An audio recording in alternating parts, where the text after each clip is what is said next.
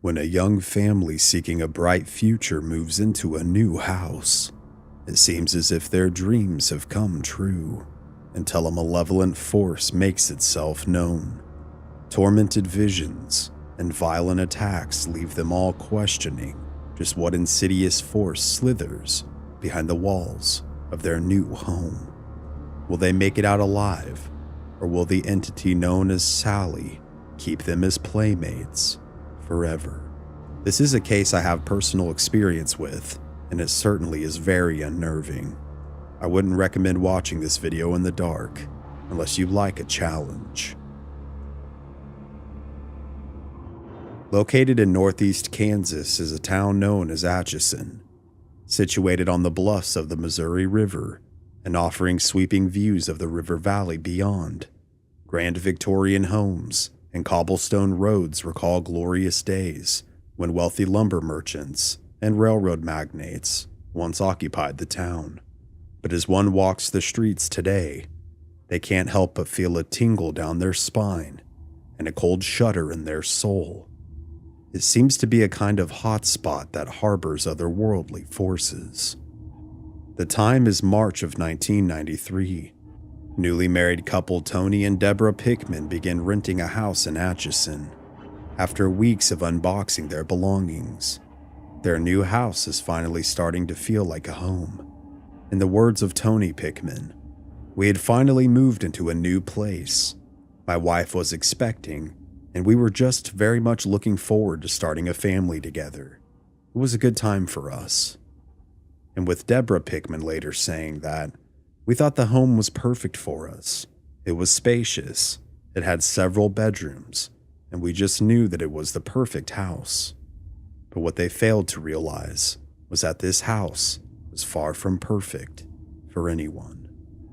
After about a month of living there, strange things began to occur. First, the TV began to turn on and off by itself, and small objects like their keys began to move on their own. Thinking that perhaps they were misremembering where they had placed their keys, and the TV turning on and off was possibly faulty wiring, they contacted their landlord about the matter. But after having an electrician come out, he would find nothing wrong with the wiring. Although old, it was functioning as intended. Although the Pickmans thought the happenings were strange, they simply overlooked them. Later that summer, Deborah would give birth to a baby boy who they would name Taylor. And when the young family comes back home from the hospital, Deborah's sister Karen flies in from Buffalo, New York, to help her sister get some much-needed rest as she begins to heal from giving birth and starts adjusting to taking care of a newborn. Although the help is greatly appreciated, it seems to pass quickly. Although the Pickmans are still adjusting to the late-night cries of their newborn son, his cries seem to wake up more than just his parents. One afternoon, while Tony hangs pictures upstairs, he sees a shadow move out of the corner of his eye. He then hears the giggle of a little girl. Finding this odd, he glances around his general area, and it's here that he discovers something even stranger. There in his son's nursery on the floor is all of Taylor's stuffed animals, neatly arranged in a circle. Thinking this was bizarre, they ultimately would laugh it off, thinking that perhaps someone they knew had come into the home and played a prank on them, that perhaps they didn't notice it until now. They thought that maybe Tony's brother Alan, who was a known prankster, was to blame. Laughing it off, they went back to what they had been doing previously.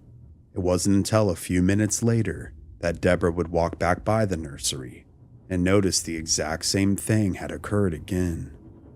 All of her son's stuffed toys were arranged in a circle, and all facing outward, yet again on the floor.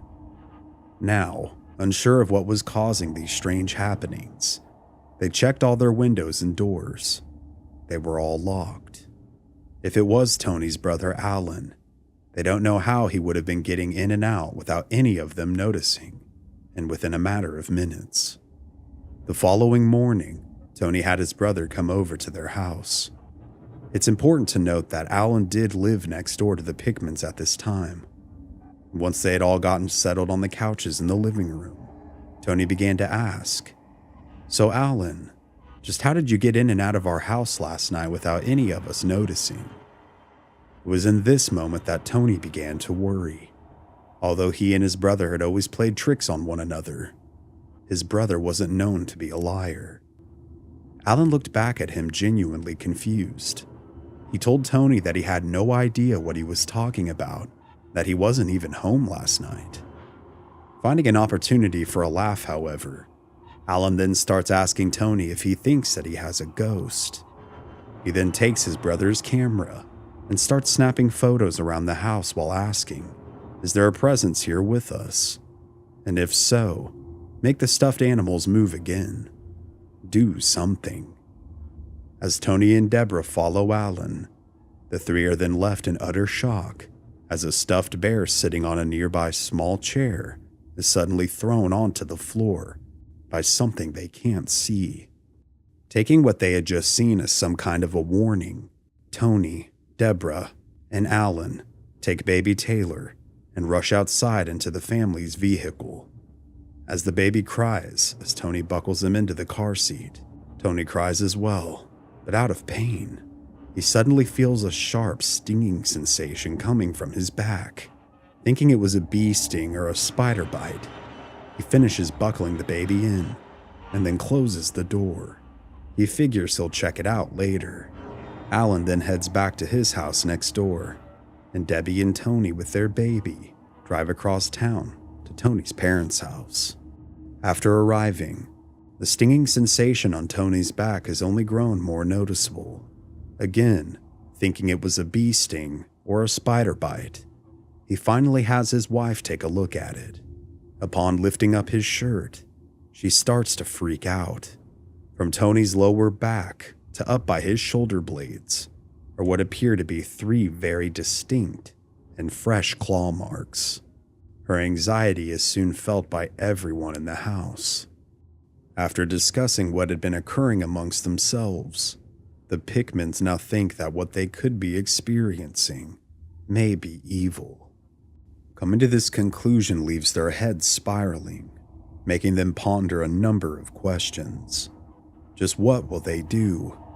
Will they go back to the house? Where could they go if they don't?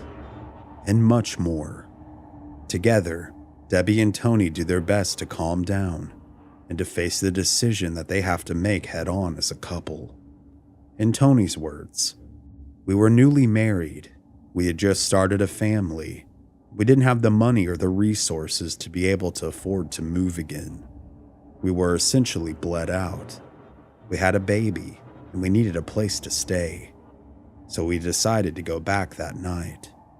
Although incredibly apprehensive about doing so, the Pickmans seemingly have no other choice. The following day, Tony meets up with his brother Alan yet again. Alan seems to have an idea on how to tackle the situation. Alan tells Debbie and Tony that his boss's sister is a psychic medium, and he thinks that they should invite her to try and figure out what could be residing within the house, and if she's able to decipher that. Finding this proposal weird because they've never delved into anything like this before, but feeling like it couldn't hurt to give it a try, they agree to have Alan reach out and ask her to come to the house. 3 days later, she would arrive. Her name was Barbara. Originally based out of California, she actively engaged in psychic work and lectured at various universities about parapsychology. Not having been given any information about the house or its history, she sat in the living room and explained to the Pickmans what it was that she did, and then asked them to tell her everything that had occurred up until that point so that she could fully grasp the whole picture. After they went through it all with Barbara, she then asked them to visit the nursery to begin. Tony would later say that, "I don't really believe in psychics, so I kind of blew her off at first. I didn't know what to think." Barbara begins her process and quickly begins to lose her breath. She starts choking and coughing. She then flees the room, heading for the basement below. Tony later would say that she told us that whatever was here didn't want us here, and that it doesn't like anyone in this room, referring to the nursery. As the Pickmans follow Barbara down the stairs, she soon stops at the bottom of them and begins to sense another spirit, but this one doesn't seem ominous. She discovers that the spirit is that of a 7-year-old little girl named Sallie. She believes Sallie passed away within the home itself. She also would come to the conclusion that it was Sallie who had attacked Tony, believing that baby Taylor was hers to protect. She had become territorial. Between Deborah and Barbara, they come to the consensus that Sallie is a guardian of sorts, that it would be a good idea to set aside a space for her and to give her some toys of her own to appease her. Tony, however, thought that this wasn't a good idea at all. He still believed that whatever dwelled within their house was malevolent and evil, that it was a bad idea for them to interact with whatever this thing was in any way, shape, or form. However, disregarding her husband, Deborah does exactly this. After the psychic departs, several days later, Deborah would go shopping for toys for Sallie, hoping that her offerings would appease the spirit and all would be well. She also picks up the developed film from the photos that Tony took during the psychic's visit. Excited to see if any of them contained an image of Sallie, she quickly opens up the envelope to look at them. What she sees, however, disturbs her.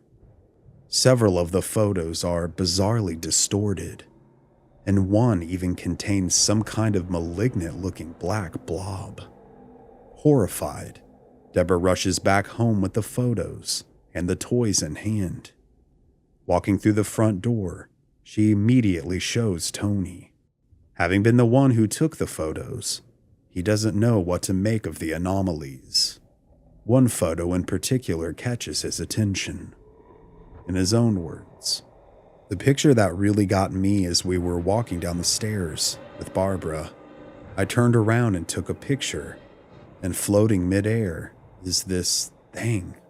I couldn't explain it. It made me scared." Following looking at the photos, Deb once again references Barbara's convictions and continues to believe that Sallie is a protector. She then continues with her plan and makes a dedicated space for Sallie and adds the toys to it. Although Tony believes that the force haunting their home is evil, things do seem to go dormant for a short period of time following the offerings to Sallie. However, this peace would not last. Several weeks later, Deb's sister Karen would return again for a follow-up visit, and this time along with her husband. As the couples catch up on what's been happening in their lives, Deborah and Tony walk into the kitchen and grab themselves and their guests some more food and drinks. Their nice evening is soon interrupted by a piercing scream.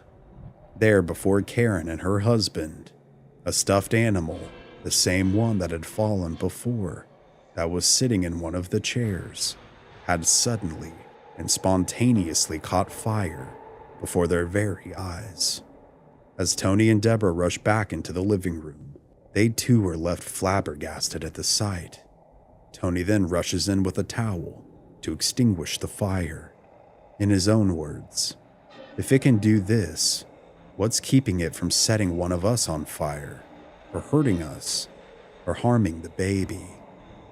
Following the flames of the previous evening, Deborah tries to convince her husband that the fire was an isolated incident.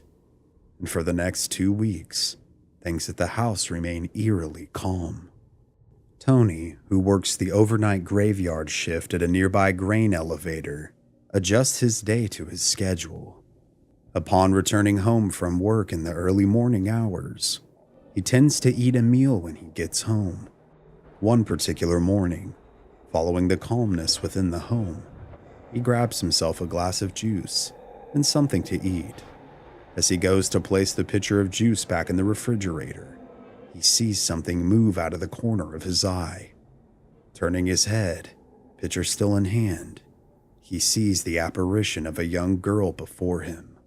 Shocked, he drops the pitcher of juice, and it shatters on the floor. Almost as soon as the pitcher had broke, as it smashed into the floor below, the apparition vanished. Paying no mind to it, Tony quickly runs upstairs where he greets his wife in their bedroom. Barely able to get a word out, he's finally able to say to her, "I just saw Sallie." Intrigued, Deborah immediately asks just what she looked like, and then proceeds to bombard him with many more questions. Rather than being scared, Deb is elated. She's more curious than ever before. In her own words, "I was terribly jealous. Tony got to see this little girl, or the apparition of her." She's curious just why, of all people, Sallie would reveal herself to Tony. She wonders why she didn't reveal herself to her. For the next 2 months, things once again go dormant within the home. But this too wouldn't last. One night, as the moon hangs high above the Pickman residence, as the couple sleeps, Tony is suddenly and violently pulled forward and then up and out of his bed by his arms. Absolutely petrified, Tony screams as he realizes just what has taken place. He then is further bewildered as he looks down at his wrists. There on both of them were 5 distinct finger markings, as if someone or something had grabbed him. But the outline themselves weren't just there. These outlines looked like they were burns, as if the fingers themselves had been seared into his flesh. Blisters were now starting to form where each invisible hand had been. As he tries to come to terms with this terrifying ordeal, Deb still refuses to believe that it has anything to do with Sallie. She thinks that his lack of sleep from being a new father and working the overnight shift have started to get to him. However, upon seeing the blisters, she's almost in a sense of denial, saying that surely the spirit of a 7-year-old girl would not be able to pull a grown man out of a bed or leave such marks. But if she somehow did, what was the message that she was trying to convey? Given everything that had taken place, a resentment began to build within Tony towards his wife. Accompanying this, he began to hear whispers on almost a daily basis.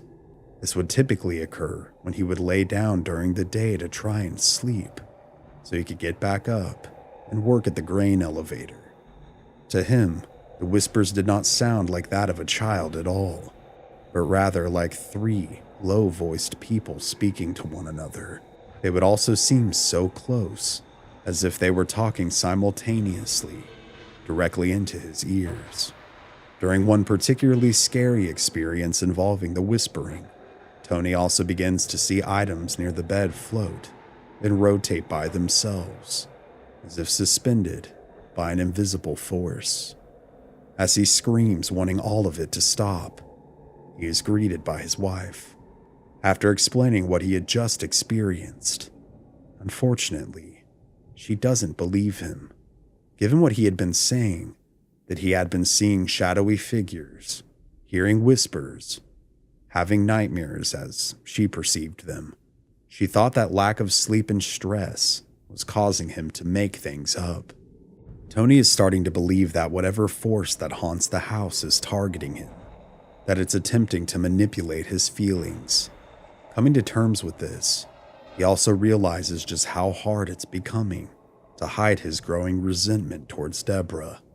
He keeps having feelings of a dark rage well up inside him, feelings that he's worried could turn violent. In his own words, "These feelings were not like me. I love her so much, and I would never do anything to hurt her. But the longer we were there, the stronger these feelings were becoming." Tony, of course, wasn't the only one to notice these changes. Deborah noticed them too. There had been a large shift in his demeanor and attitude. He seemed angry, short-fused, and argumentative. The couple began to fight almost daily, which hadn't been like them at all in the past.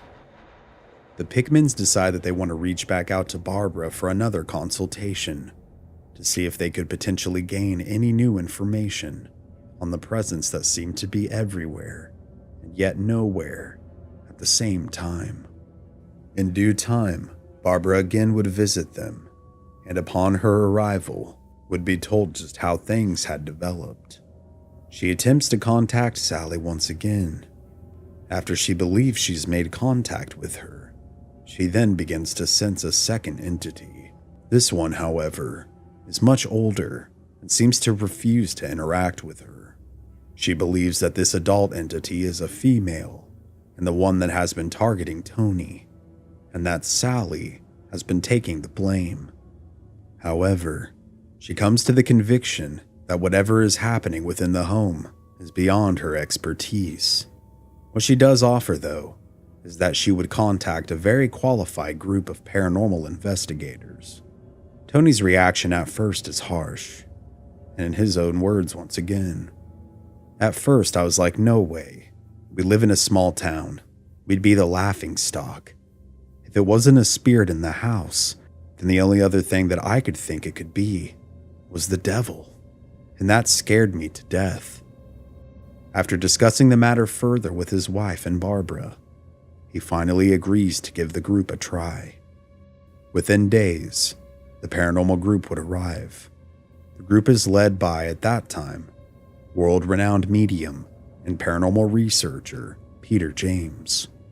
In his words, a ghost is the ethereal double of its physical counterpart. We become a ghost dependent on the circumstances in which we die. If we die untimely, tragically, or violently, then we are rendered a ghost. I prefer not knowing any details about any specific haunting in which I investigate. It's my job to identify what's causing the activity. Not being informed of the information previously, only that the family was young and had a young boy.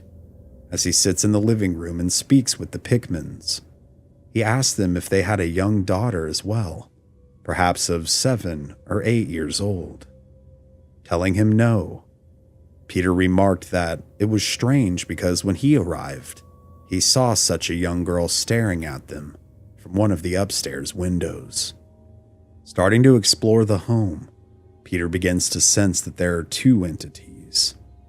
One that is a child, and the other, an older adult woman who is very powerful. Upon asking the name of the entities out loud, he would reply with, "Sallie, it's good to meet you." As he embarks up the stairs, he makes his way into the Pickman's master bedroom and starts feeling the presence of the older female. As he steps further into the room, with his crew and the Pickmans behind him, Peter is suddenly thrown back against the door, and almost simultaneously, Tony begins to scream in pain. "My back," he says. Debbie lifts up his shirt and sees that once again, his back is covered in fresh scratches, deep ones, to the point to where they drew blood. Peter is astonished.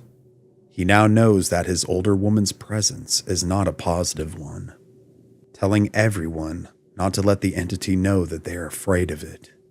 They reluctantly press on. The crew spends the rest of the day investigating the home, and during this time, Peter once again begins walking back upstairs, as if something or someone was calling out to him, and it's here that he begins to have a vision. In his vision, he's taken back into the past, and he begins to see the spirits as they were in life. He believed that the home was once the home and practice of a medical physician.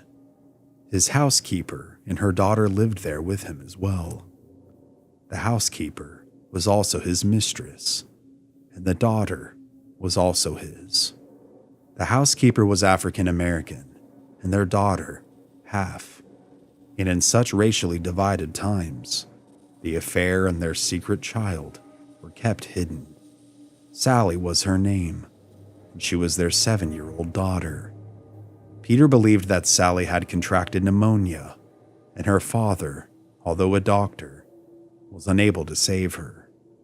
Although the secret family and Sallie's death are tragic, Peter tells the Pickmans that it's not fair for them to be victimized by the dead in their own home, that in order to rid themselves of this torment, that they must cleanse the house, that they were in control, but it was ultimately up to them to restore order.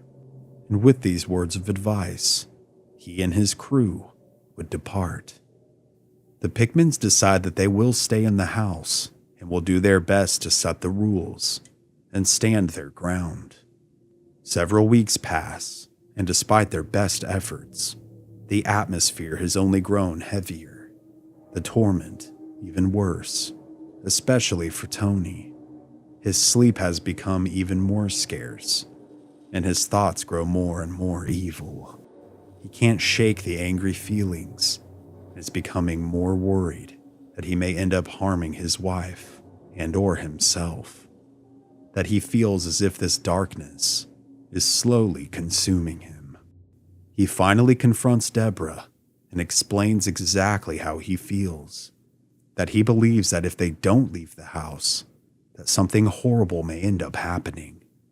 Finally understanding the pressure her husband was under, she agrees with him and begins looking at ads for a new home for the family.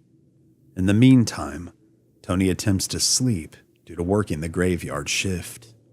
As he lays in bed, tossing and turning, he is once again consumed by the ever-growing and almost overwhelming thoughts of wanting to harm his family.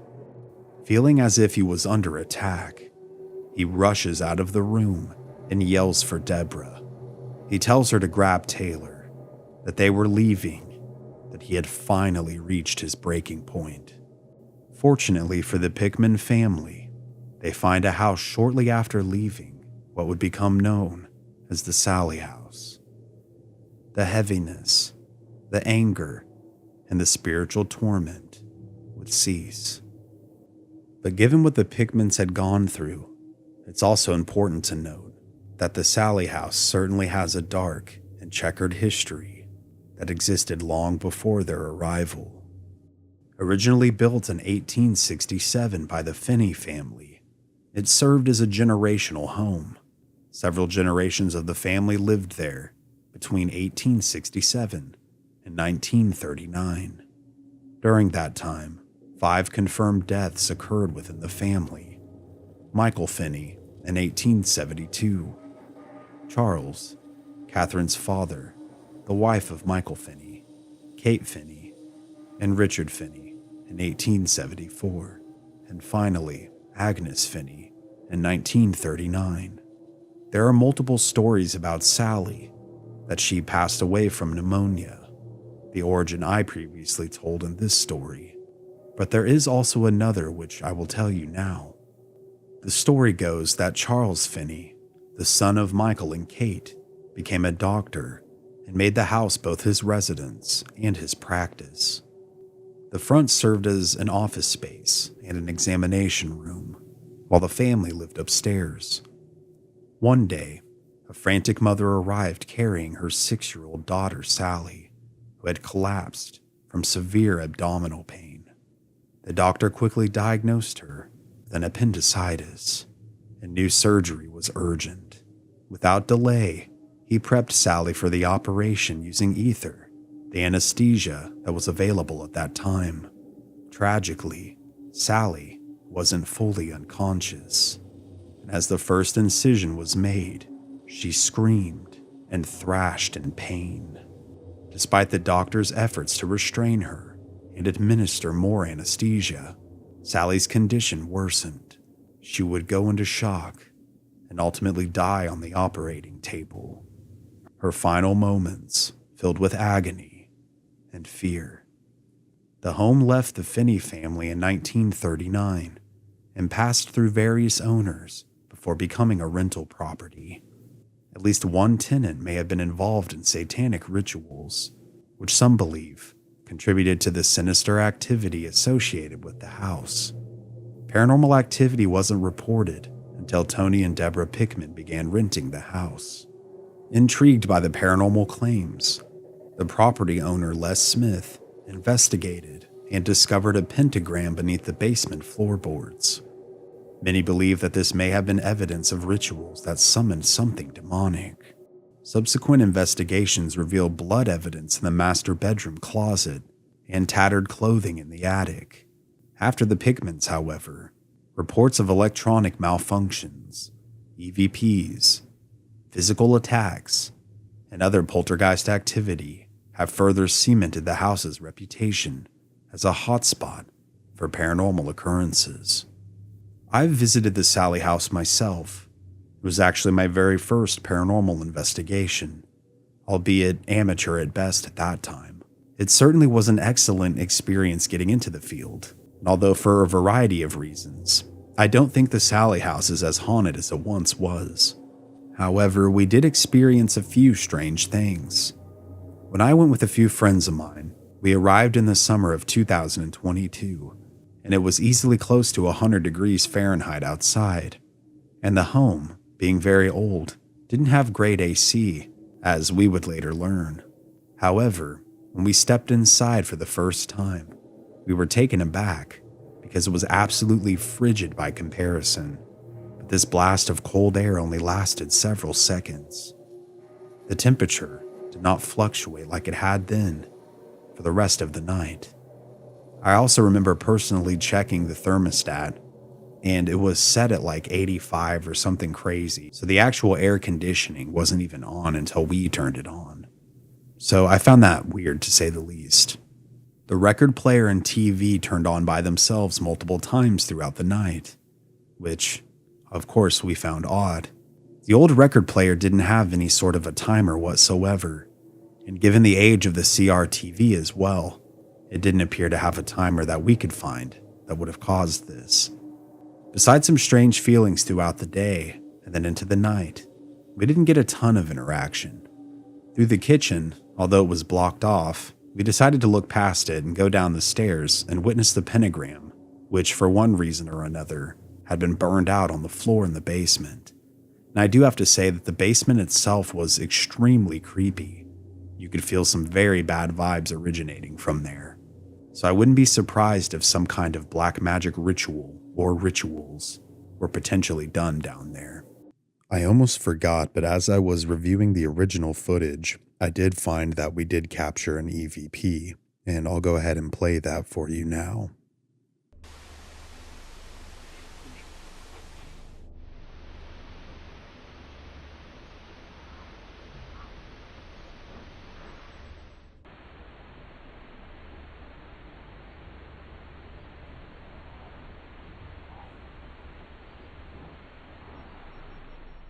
With black mold in the walls of this very old home, we decided not to stay overnight because you weren't supposed to sleep there anyways. Having taken plenty of video and photo evidence, we began to place things we had taken from Sallie's room back.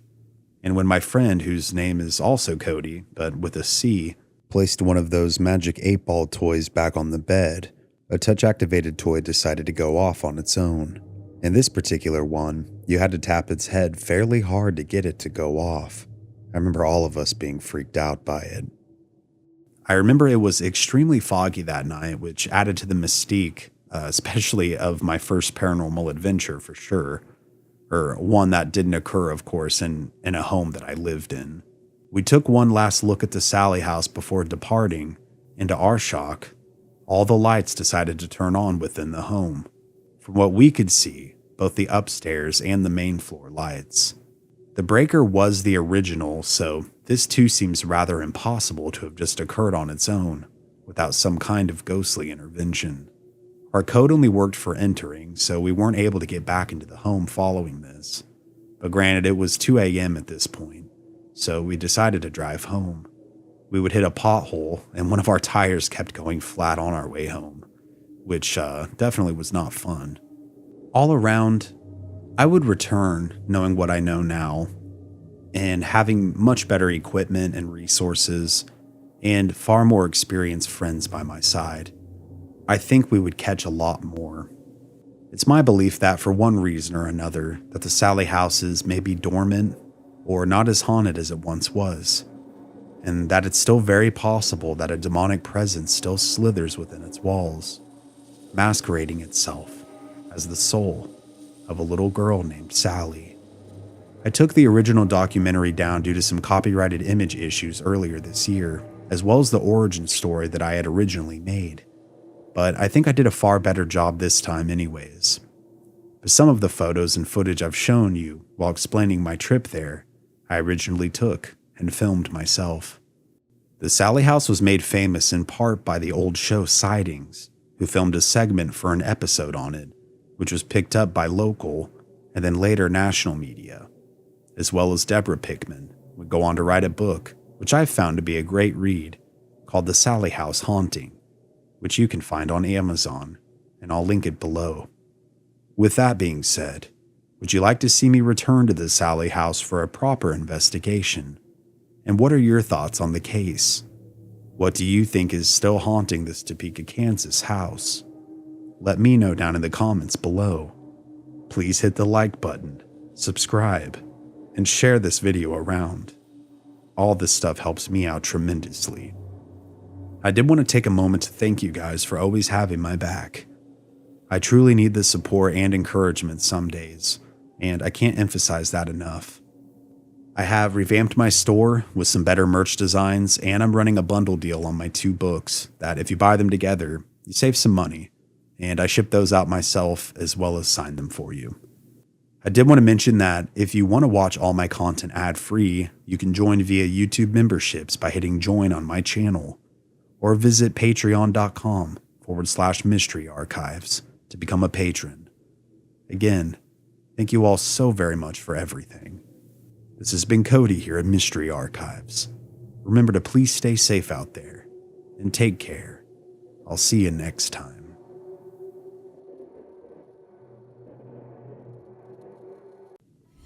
Searching for the ideal place to settle, a young family moves into a new home, believing their prayers have been answered. However, just a year later, they find themselves gone, never to return.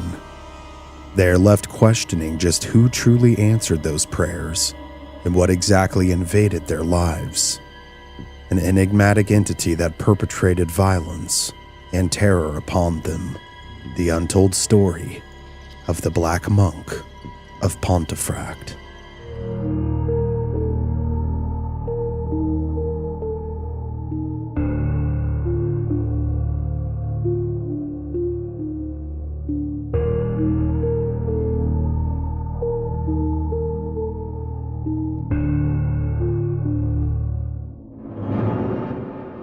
In September 1954, Bill Farah and his wife Barbara moved into a new home in the historic market town of Pontefract, England. They were a young family with a 2-year-old daughter named Jane. At 30 East Drive, with its 3 bedrooms, this should have been their ideal home. Yet less than a year later, they moved out. The Farahs quickly had grown terrified of their new home. Their dream had seemingly become a nightmare. Objects moved on their own. Voices echoed in empty rooms and halls. And large rips and tears appeared on their furniture out of nowhere, forming an ominous atmosphere that began to smother them all. These events would culminate one night when Bill and Barbara found their daughter crying, her small face inexplicably covered in scratches, small trickles of blood dripping from each slash, with no rational cause. The family had no pets to blame for their daughter Jane's injuries, and even after they placed cotton mitts on her hands, the wounds continued to appear. The poor child cried every night, leaving her parents scared and confused about what to do and just what could be happening. One day, Barbara frantically rushed upstairs at the piercing sound of her child's cries. What she discovered would shake her to her core. She would find a pillow placed over Jane's face, as if someone or something was attempting to extinguish her young life. At that moment, the answer became clear. The family had to leave, and leave immediately. So they did. They would leave the house and its dark forces. Friends and neighbors of the Farahs, the Pritchard family, would be convinced by the Farah family to switch homes with them, ultimately leaving them at the mercy of whatever malevolent forces that dwelled within the walls. August of 1966. The Pritchards would move into the old Farah residence. Their new home was quite a bit larger than their last and seemed to be the answer to their prayers. The Pritchard family consisted of Father Joe, Mother Jean, and their small children, daughter Diane and son Philip. Shortly after moving in, however, the same strange occurrences began to manifest. Strange sounds, such as banging and knocking, began to be heard, reverberating throughout the house, with no rational origin. Horrid smells began to waft throughout the house as well, again with no explanation as to what could be causing them. The children first, and then the parents, began to be terrified by a shadowy, dark figure that began to make its presence known at various hours of the day and night, seemingly watching their every move. Jean Pritchard ended up giving the creepy figure several nicknames. She called it Fred and Mr. Nobody. But history would come to know the entity by a very different and certainly a scarier name by most standards: the Black Monk of Pontefract. The Pritchards, noticing that these happenings were far from normal, approached their former neighbors, the Farahs, and asked them if they had ever experienced anything weird when they had lived there. The Farahs would say no. In August of 1980, the Pritchard family had long been suffering from the haunting. Colin Wilson, a well-known writer on subjects including the paranormal and mysticism, visited the family after being tipped off by a local historian, a man named Tom Cuniff. Cuniff had stumbled across newspaper clippings from the late 1960s, alleging that a Pontefract family had experienced poltergeist phenomena. As he dug deeper into the history of the area, he discovered a rather disturbing story, one that he believed could be connected to the haunting itself. In the 16th century, a monk was executed for the brutal assault and murders of several young victims. Upon reading that the family was being stalked by a shadowy robed figure, he put two and two together. During his research, upon discovering that the family still lived in the same house, Cuniff contacted Wilson, prompting Wilson to journey to Yorkshire to interview them, to see if perhaps they could get to the bottom of things. With the information provided by Wilson's records, a more detailed version of the haunting chronologically begins to emerge. According to Wilson's records, in August 1966, on that Thursday, most of the family, Joe Pritchard, his wife Jean, and their 12-year-old daughter Diane, were on holiday in Devon, leaving their 15-year-old son Philip and Jean's mother Sarah Scholes and her sister Marie at home. Philip had reached the age when family holidays had lost their appeal, so as most adolescents do, he spent much time to himself, reading in the family garden. That Thursday, while outside, Philip returned indoors to get himself a drink. As he did this, he noticed something bizarre. His grandmother, sitting in the living room, heavily focused on her knitting, was completely oblivious to a gray-hued cloud floating around her. Philip would later say that it was a chalk-like, powdery substance, and from this cloud, it appeared to be falling from, not from the ceiling.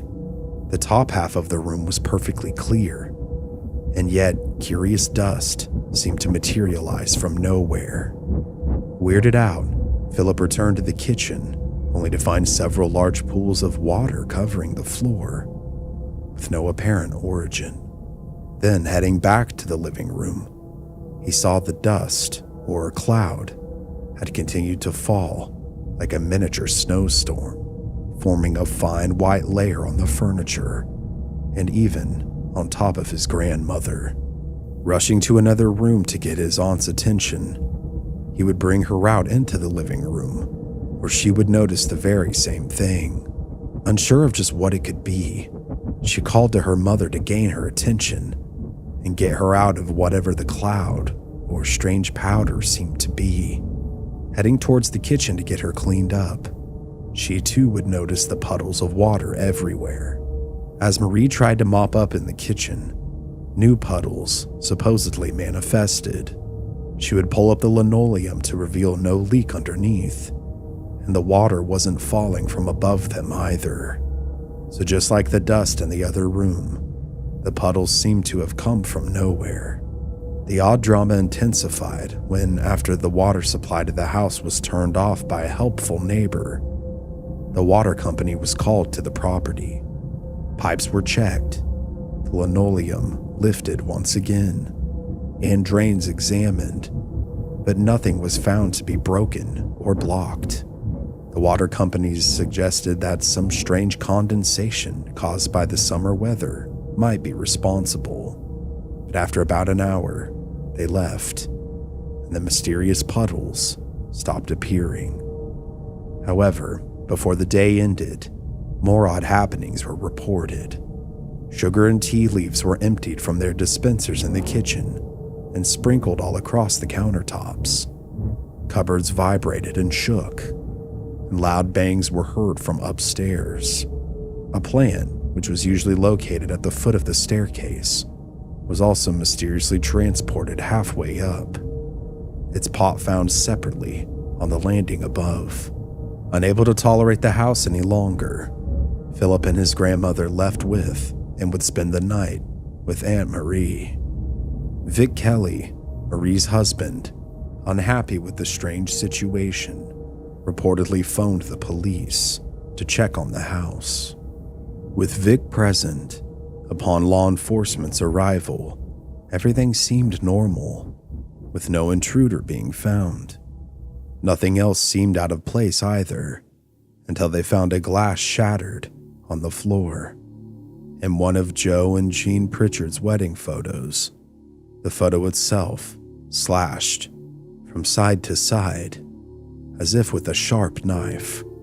Chilled to his core, Vic simply followed the officers back outside of the home and then closed the front door of 30 East Drive and returned to his home. When Jean, Joe, and Diane returned from their holiday, Sarah relayed the unsettling events to them. There was a disbelief at first, but as she spoke, everyone would hear 3 loud and distinct bangs reverberate throughout the home. Then, a cold wind blew through the house, almost as if the entity had perhaps left. But that was far from what would happen. It was merely seemingly taking a break. According to testimonies recorded by Colin Wilson, the haunting truly resumed for the Pritchards in 1968, when Jean decided to redecorate Diane's bedroom. As I've noticed while studying numerous other hauntings, construction or redecoration, or essentially changing what once was, seems to be a way to disturb or wake up whatever forces, good or bad, that could be dwelling within a space. Following this, mysterious temperature changes began to be experienced. Inexplicable bangs and knocks once again plagued the family, and daily household items, such as in one instance, a paintbrush, began to be flung across the room by unseen hands. One just so happened to barely miss Jean's face by mere inches during the remodel itself. It's even been claimed that Mrs. Pritchard witnessed, in the dim moonlight one night, as she went to the bathroom, a long strip of wallpaper standing on end and swaying like a cobra. When she attempted to grab it, the strip simply fell to the floor, causing a feeling of fear to grip her that one would seldomly experience otherwise. Horrifically, within the same room that was being remodeled, not too long after this occurred, the family vacuum flew into the air, swinging around as if wielded by giant, invisible hands.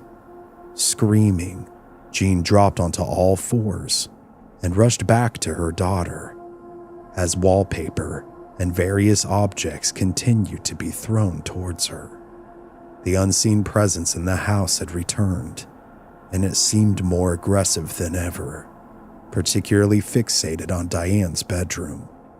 What followed was described as 9 months of chaos, in which all manner of violent activity was reported. Bangs and thumps echoed from Diane's bedroom with such physical aggression that she occasionally took to sleeping in her parents' room. Ornaments were thrown and levitated, and lights flickered on and off repeatedly. One day, the entire contents of the family's china cabinet were reportedly hurled onto the floor, with not a single precious item being smashed or chipped in the process. One evening, a particularly chilling incident marked an escalation in the severity of the activity. In Diane's room yet again, the lights randomly went out, and a huge shadow appeared on the wall before her. As she witnessed this firsthand in the hallway, while her mother scrambled with a flashlight to try and turn the lights back on. As the teenage girl watched, a heavy oak hall stand floated into the air and rushed towards her with incredible speed. In her attempt to escape, Diane tripped and fell, her back up against the stairs, with the hall stand being thrown on top of her. The weight of the piece of furniture pressed down on her small body, pinning her against the steps. As she struggled to breathe and free herself, another heavy object, a sewing machine that had been on top of the stand, was also thrown onto her. When the lights finally illuminated the scene, her family rushed to help, but the hall stand was too heavy and firmly positioned to move. Jean and Joe struggled to free their daughter, and yet strangely, despite the pressure, Diane was unharmed. The heavy furniture was merely being held in place by some invisible force, enough to keep her trapped, but not to injure her. When instructed to release her, the force seemingly obliged, finally allowing the hall stand and sewing machine to be removed. The poltergeist then seemed particularly fascinated with Diane Pritchard. In addition to the hall stand incident, it was reported that she was tossed from her bed as many as 4 times in a night by the unseen entity. Her bedroom often turned icy cold, and she told her parents it felt as if though someone was present with her, always watching her and lurking just beyond her sight.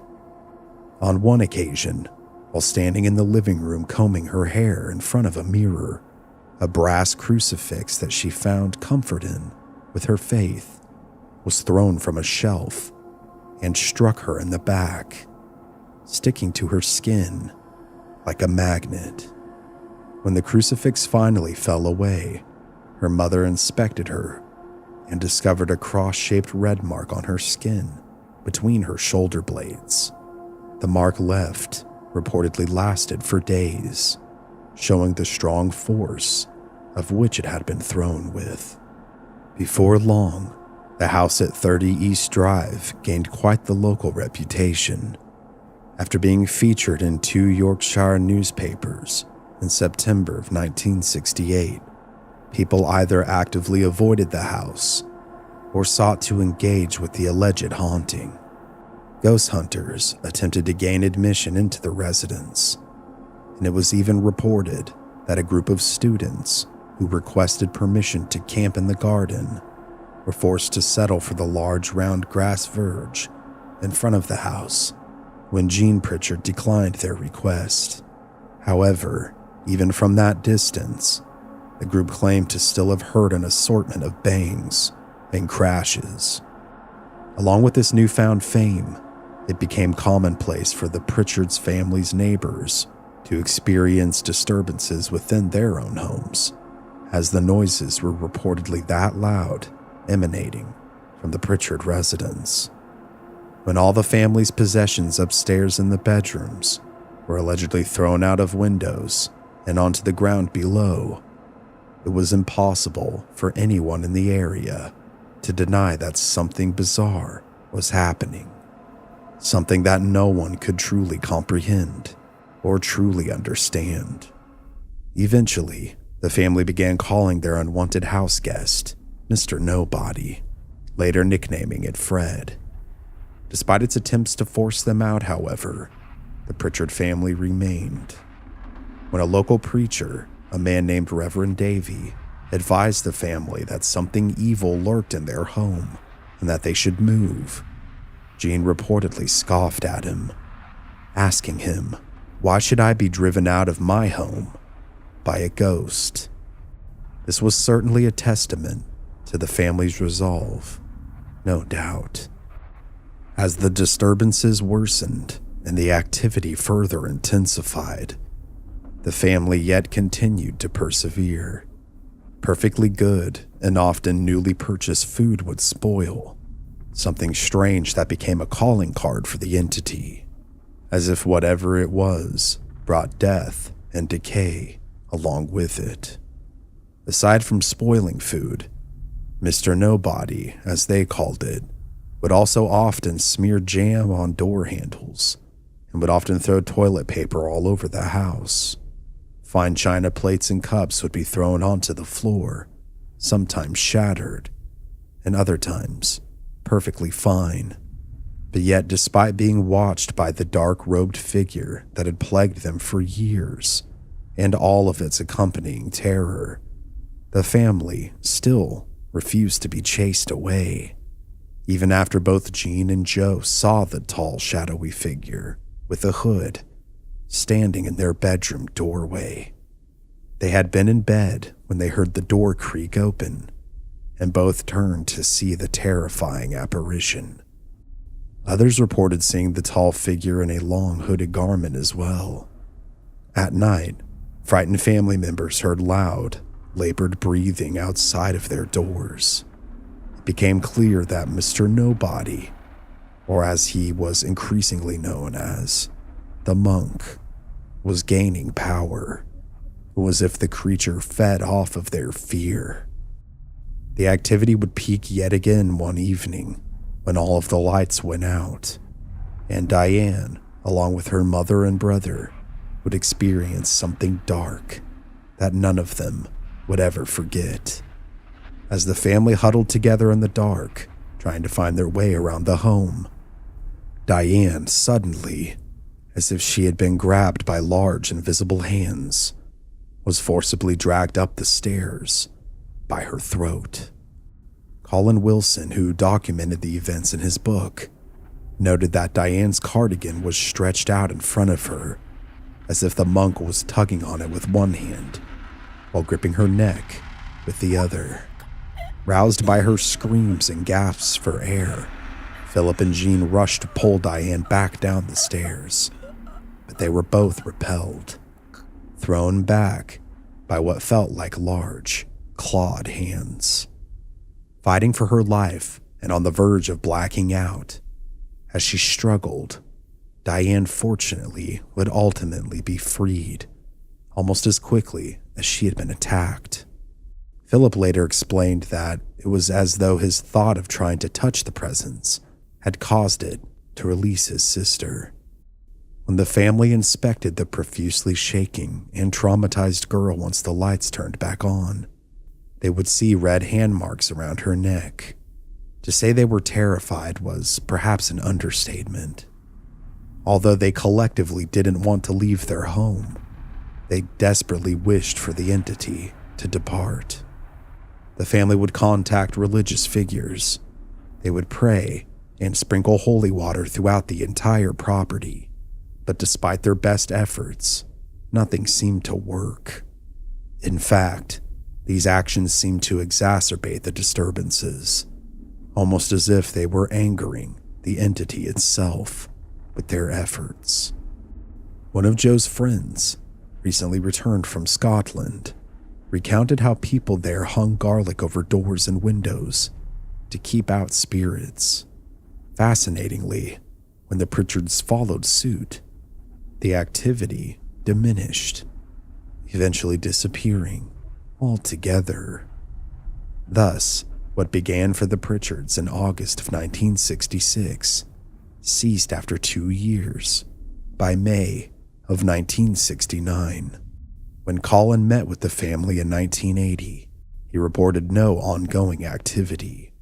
Although it's not exactly clear when, the home would eventually find its way into the hands of a man who's all too familiar with the paranormal, an investigator named Richard Estep. If these accounts are true, the events at 30 East Drive appear to be a classic case of poltergeist activity, similar to many other documented instances of spirit hauntings, like the Enfield poltergeist in 1977. The activity is often centered around adolescents, and there were adolescents present in this case as well. First, a 15-year-old Philip in 1966, and then an aged 15 Diane in 1968. Wilson oddly noted that nothing seemed to occur in the house while Diane was at school. Objects, even large and heavy items like solid oak furniture, were said to move on their own accord. Food, too, appearing irresistible to the entity.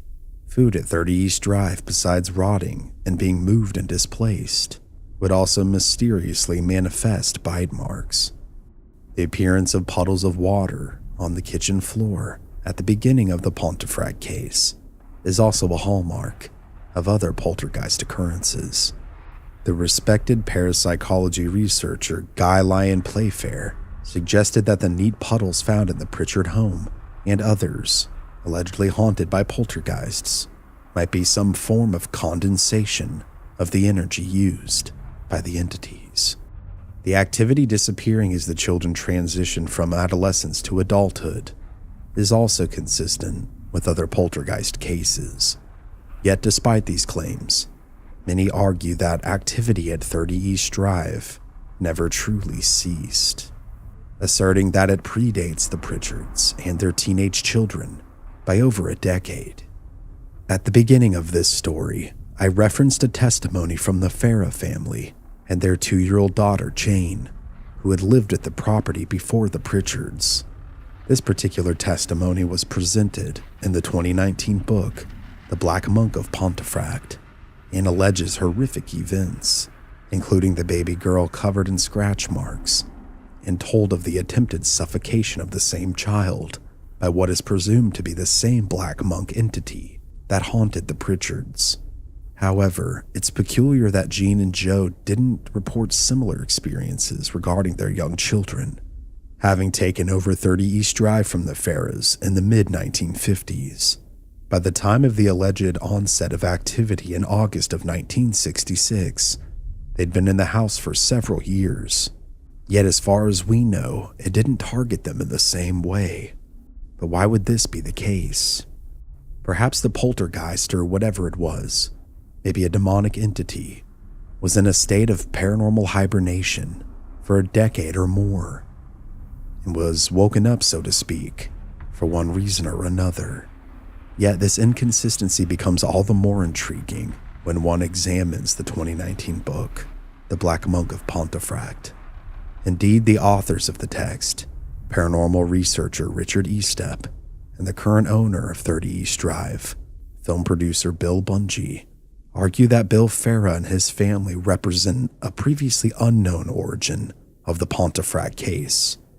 In their book, this new starting point is ultimately used to support their conclusion that the Black Monk of Pontefract is less likely to be a poltergeist and more likely to be a demonic entity, one that remains on the property To this day, it is indisputable that the Farah family not only existed, but also lived at the property before the Pritchards, and there is ample record to prove this. In fact, the author's claims were allegedly presented from Mr. Farah himself, but the family moved into 30 East Drive in September of 1954 and would leave within a year due to horrific activity. In the aforementioned book, the reader is treated to tales of the Dark Monk, which are accompanied by many photographs of dark demonic entities captured within the walls of the home. Does this house still exist? It most certainly does. Today, the former council house is just as famous as it is creepy. Those who visit the site have documented many scratches and suffocating sensations, as well as capturing numerous photographs of the alleged Black Monk entity itself. These alleged pieces of evidence, accompanied with the two families who lived there and the current owner's experiences, we are left with more questions than answers. A few of my questions are these. Just who was this Black Monk? If they did exist, what drove them to such madness to abuse the young? Are they perhaps a man of God at one point, and ultimately corrupted by darkness? The same darkness that would corrupt them in life and consume them in death. Perhaps this is what led to the violent manifestations that affected all of those who crossed the threshold of 30 East Drive. Was the entity a malevolent human spirit, a demonic entity, or a textbook case of poltergeist activity? All questions we truly may never have the answers to. But one thing is certain. There was something that called the house at 30 East Drive in Pontefract home. Something that was not of this world. A dark, robed, and lurking presence that stalked those who dwelt there in the land of the living. Perhaps it still lurks there, stalking, watching, and waiting for the right time to awake and wreak havoc upon those of us who still breathe and whose hearts still beat. Thank you guys so much for watching this special episode of Mystery Archives. I truly hope that you enjoyed this deep dive. This episode was suggested to dedicate this episode to his late friend, Kieran Lee. He said that they would have enjoyed the episode as well, but had recently passed away. I hope I did the story justice for the both of you, my friend. Thank you again for suggesting this incredibly interesting and spooky tale. Don't forget to like this video, subscribe with notifications on, and leave me a comment below of what you think the Black Monk was. And other than that, last month's limited designs are now gone and unfortunately unavailable forever. However, I do have some brand new limited merchandise that's going up just now that will only be available for the month of November. I'm planning on doing 2 more limited launches. This one that I just mentioned now in November, and another one in December. We're going to do some special Christmas merchandise. And other than that, guys, it's going to be few and far between after these, in total 3 drops, are done. So head on over to my official store, check them out, and support me in the channel and get yourself something awesome to wear. Other than that, guys, now that I'm home, I have a ton of content planned. It's just going to take a little bit to make. So I'd like to thank you in advance for your patience with that. Anyways, I truly appreciate you guys, and I'm already looking forward to answering your comments. I'll see you again very soon with another brand new video. This has been Cody here at Mystery Archives. Remember to please stay safe out there, and take care. I'll see you next time.